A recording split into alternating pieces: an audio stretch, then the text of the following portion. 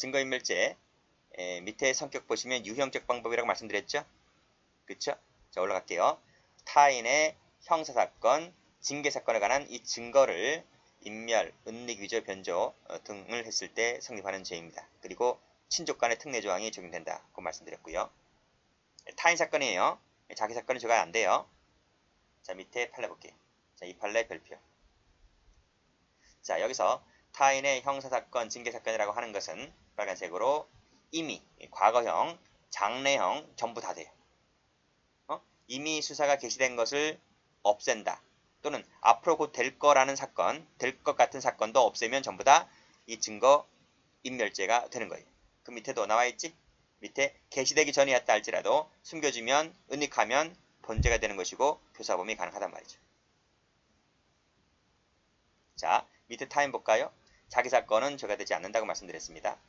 예 체크하시고요. 기출된 지문입니다. 갑이 을을 칼로 살해한 후에 바다에 버렸다고 했을 때 이건 자기 사건이기 때문에 증거인멸죄가 되질 않아요.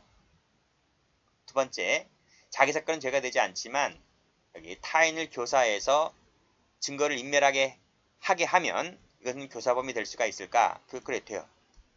지금까지 다 그랬죠? 지금까지 다 그랬어요. 그래서 위에 올라가 보시면요. 갑은 실화로 인한 자기에 대한 형사 징계사건의 증거가 될 석유 난로를 을을 교사하였다. 그래서 을로 하여금 대신 숲속에 버리게 하였다라고 했을 때 교사죄가 된다는 것이 이번에 나와 있잖아요. 됐죠? 자, 그 다음 내용에서 1번 체크하시고 2번 체크하시고. 자, 그러면 공범자 사건은 어떻게 될 것 같아요? 공범자 사건?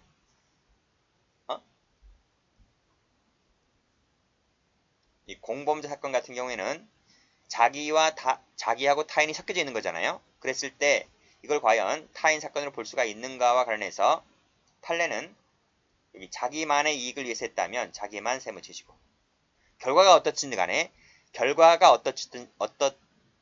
간에 자기만의 이익을 위해서 증거를 인멸하였다면 본죄는 성립하지 않는다는 취지로 보고 있어요. 됐을까요?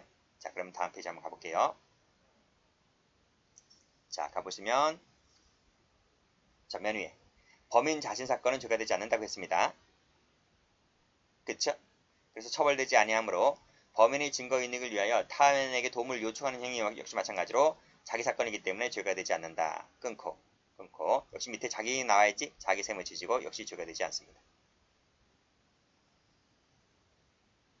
됐고 밑에 판례 볼까요? 밑에도 마찬가지로 여기 똑같아요.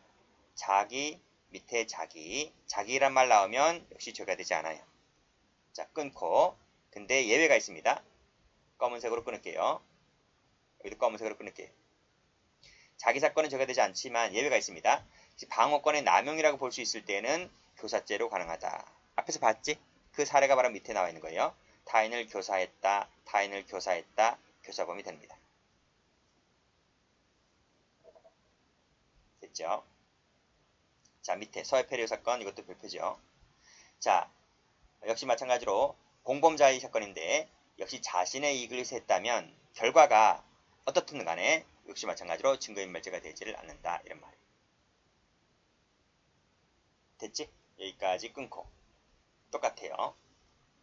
자, 이러한 법리는 그 행위가 공범자 아닌 자의 뭐뭐의 증거를 인멸하게 된다 할지라도 결과는 똑같이 본죄가 되지 않습니다.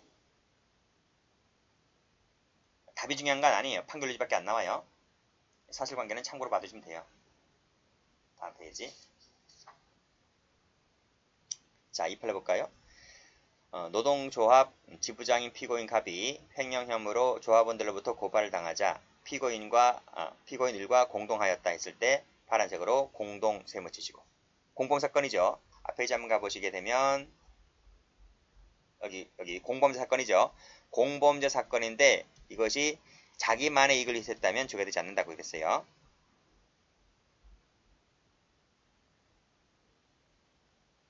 그래서 공동하였다라고 했을 때 공범관계 있죠. 공범관계 있습니다. 그랬을 때 본죄가 되지 않는다고 했습니다. 그렇죠? 자기만의 이익을 했기 때문에 성립하지 않는다. 끊고 그 다음에 이때 피교사자인 피고인 을이 처벌되지 않기 때문에 그렇죠? 본죄로 처벌되지 않기 때문에 그에 가담한 자도 역시 마찬가지로 교사범이나 간접적범으로도 처벌되지 않는다고 봤습니다. 됐고, 그 다음 형사사건, 징계사건에 국한한다 그랬습니다. 형사 동그라미, 징계 동그라미, 나머지 건 되지 않습니다. 그리고 종국 판결의 선고 확정 여부를 불문하고 반드시 공소가 제기될 필요까지는 없다 그랬어요. 재심 비상도 포함된다는 기출된 거 또 한 번 있었고요. 수사 개시 이전도 가능합니다. 판례 볼까요? 밑에 나왔네. 개시되기 이전이라도 장차 동그라미, 장차 동그라미 다 된다. 밑에 기소되기 아니하거나 무죄 선고된다 할지라도 숨겨주거나 위조하게 되면 본죄가 됩니다. 그리고 이 사건이라고 하는 것은 국가의 사건만 한정되죠. 왜요? 국가적 법이기 때문에 그래요. 국가적 법이므로 국가의 징계사건에 한정되는 것이다. 사인간은 포함되지가 않는다. X 하시고 출제 전부 잘 됩니다. 자, 증거입니다. 증거란 범죄의 성부, 태양, 형의 가중 감면을 인정하는 일체의 자료를 말하고요. 자, 그런데 증인은 증인 은닉도피죄라는 별도의 죄가 있기 때문에 여기서 증인은 빠집니다. 자, 판례 갑니다. 증거 위조죄에서 증거라 함은 그 밑에 형벌권, 징계권 유무를 확인하는 데 사용 관계에 있다고 인정되는 일체의 자료를 말한다. 따라서 유리 동그라미, 분리 동그라미, 유무 동그라미, 정도 동그라미를 묻지 않습니다. 그 밑에도요. 성립 동그라미, 경중 동그라미 전부 다 포함되고요. 자, 최근에 출제가 됐는데 입금 확인증 동그라미 이것도 포함된다. 자, 그 밑에 허위 진술하고 허위 진술이 담긴 대화 내용을 녹음한 녹음 파일 동그라미, 녹취록 동그라미 이것도 포함됩니다. 자, 증거 위조에서 위조라고 하는 것은 무슨 말이냐? 여기서 문서죄와의 경우와는 달리 그랬습니다. 우리가 문서죄에서 위조를 어떻게 봤나요? 유형 위조, 무형 위조 이렇게 나눠봤잖아요. 그쵸? 뭐 권한이 있는 자, 권한이 없는 자 이렇게 나눠봤잖아요. 근데 여기서는 그런 말이 아니에요. 여기서는 그런 뜻이 아니라 그냥 새로운 증거의 빨간색으로 새로운 증거의 창조다. 이게 여기서 말하는 위조다. 이런 말. 자, 유형 위조, 무형 위조를 나누지 않는다 했기 때문에 작성 권한이 있든 없든 내용이 진실이든 아니든 그런 것은 전혀 묻지 않죠. 됐죠? 자, 밑에 판례. 자, 밑에 판례도 별표죠. 자, 증거 위조죄에서 증거를 위조한다라고 하는 것은 증거 자체를 위조하는 것을 말합니다. 이게 뭐지? 이퀄 유형적 방법. 법으로 증거의 증명력을 해치는 것이죠. 따라서 무형적 방법 해치는 허위 진술은 여기에 포함되지가 않습니다. 이걸 뭐라 불러요? 무형적 방법. 됐지? 다음 페이지 한번 가볼게요. 자, 1번 판례입니다. 1번에서 허위 진술이 담긴 녹음 파일 동그라미, 녹취록 동그라미를 만들어내는 것은 증거 위조죄가 됩니다. 앞에서 뭐라 그랬죠? 녹음 파일, 녹취록에는 그 현장 음향이 들어가 있죠. 제3자의 진술이 들어가 있기 때문에 이것도 위조죄에서 말하는 증거가 된다 했잖아요. 그래서 이 녹음 파일, 녹취록을 허위 진술로 만들어내는 것은 증거를 위조한 경우가 된다. 이렇게 보았습니다. 1번에 2번도 마찬가지죠. 허위 진술이 담긴 녹음 파일, 녹취록을 수사기관에 제출하는 것은 증거 위조죄가 된다고 봤습니다. 됐죠? 자, 그런데 일단은 여기서 1번 별표 쳐보시고요. 자, 밑에 내려와서 자, 1번 별표 치시고 2번도 별표 쳐보세요. 자, 먼저 1번부터 볼까요? 앞에서 봤잖아. 증거를 위조한다 했을 때 이것은 증거 자체를 위조하는 것을 말한다. 유형적 방법으로. 그렇죠? 따라서 허위 증언을 하게 하는 것은 무형적 방법이기 때문에 증거 위조가 되지 않는다고 했습니다. 자, 그런데 1번에 2번을 볼까요? 참고인이 직접 진술 증언하는 것을 대신하여 이 허위로 이 사실 확인서나 진술서를 작성하도록 한 것은 역시 이곳에 묻혀볼게요. 이것은 증거 위조죄가 되지가 않는다. 뭐하고 차이가 없기 때문에 허위 진술하고 별반 차이가 없기 때문에 증거 위조죄가 되지 않는다고 했습니다. 자, 그러면 필기 한번 해볼게요. 일단 1번 참고인이 있네요. 자, 수사기관에 와서 뭐랍니까? 허위 진술을 합니다. 이 허위 진술은 위에서 뭐라 그랬어요? 이것은 무형적 방법이죠. 무형적 방법이기 때문에 땡땡 증거 위조죄가 되지를 않죠. 두 번째입니다. 두 번째 이 그림입니다. 이 그림. 참고인입니다. 자, 수사기관에 와서 뭘 했어요? 여기. 그래서 뭘 했어요? 허위 사실 확인서, 그 다음에 진술서, 그쵸? 진술서 이거를 수사기관에 제출했어요. 자, 이것은 증거 위조가 돼야 안 돼요.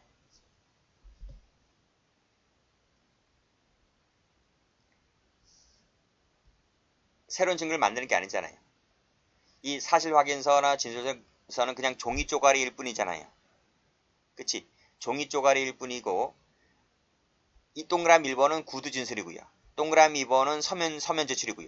그러니까 구두와 서면 제출은 별반 차이가 없잖아요. 구술 내용을 서면으로 적은 것 뿐인데. 그래서 1번과 동그라미 1번과 동그라미 2번이 별다른 차이가 없기 때문에 이 동그라미 2번도 뭐로 본다? 동그라미 2번도 증거 위조죄로 보지 않는다. 차이가 없기 때문에. 직접 구두로 얘기하던 그 구두를 서면화하여 진술서 확인서를 제출한 것은 별반 차이가 없기 때문에 이것도 증거 위조죄가 되지 않는다는 것이 2번 판례입니다. 자, 그럼 3번 가볼까요? 참고인이 수사기관에 와서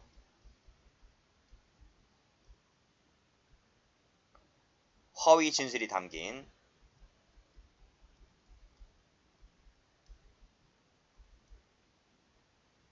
녹음 파일,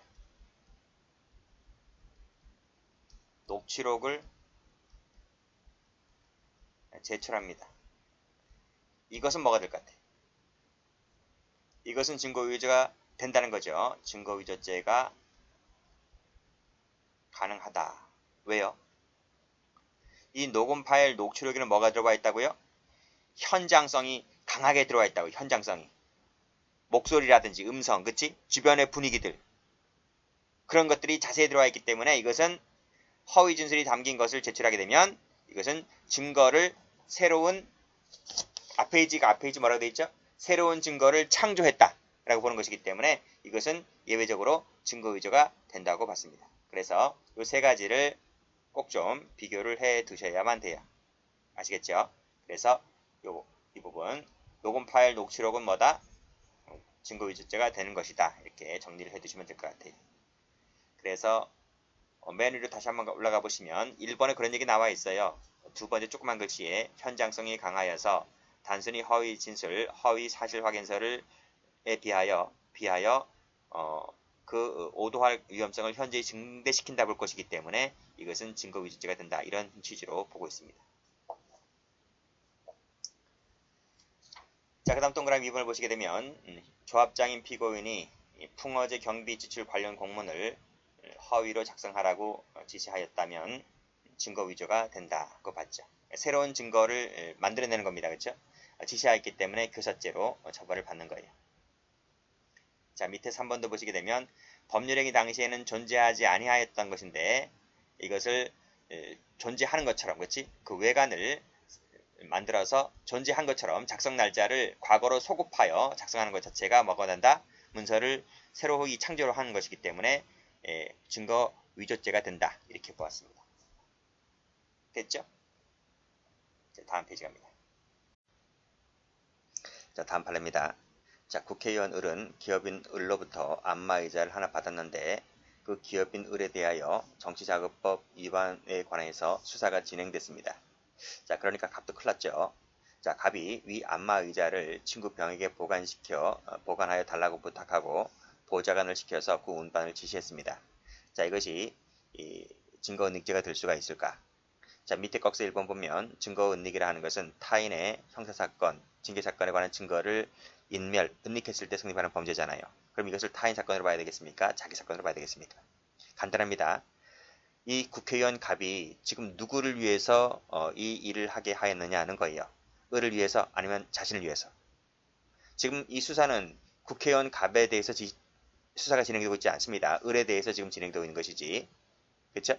조만간 자기도 부를지 몰라요. 경찰에서요. 자, 그러니까 큰일 났다는 거죠. 그래서 자기가 나중에 오리발이라도 내밀어야 되잖아요. 그래서 갑이 보좌관에게 시켜서 안마의자를 친구에게 운반하라라고 지시한 것은 누구를 위한 것이다?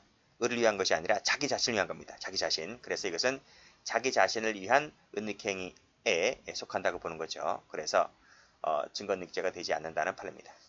자, 안마의자 사건 세 번째 게요. 자, 이것은 누구를 위해서 일을 했다? 나를 위해서 일을 시킨 것이다. 한 것입니다. 자, 4번 가보죠. 4번 판례가 출제가 잘 되죠. 이제 4번 체크할게요.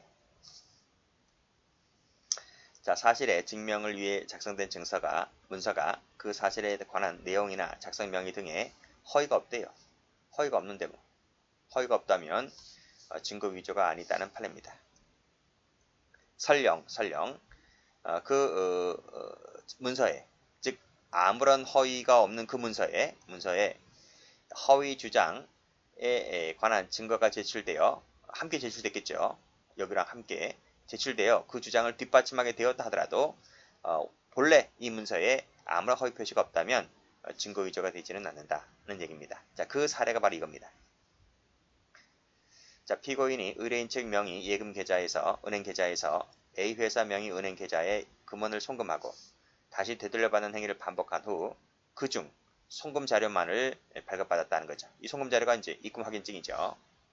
자, 이 송금 자료만을 발급받았는데 그것이 바로 이겁니다. 자, 그런데 이 송금 자료에는 밑에 아무런 허위가 없어요. 그치?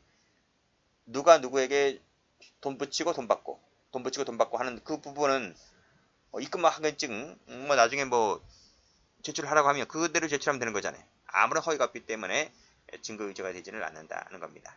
설령 자, 이 입금 확인증에 뭐를 첨부했다? 3억 5천만 원짜리를 변제했다는 허위 주장일 뿐이에요. 주장일 뿐이에요.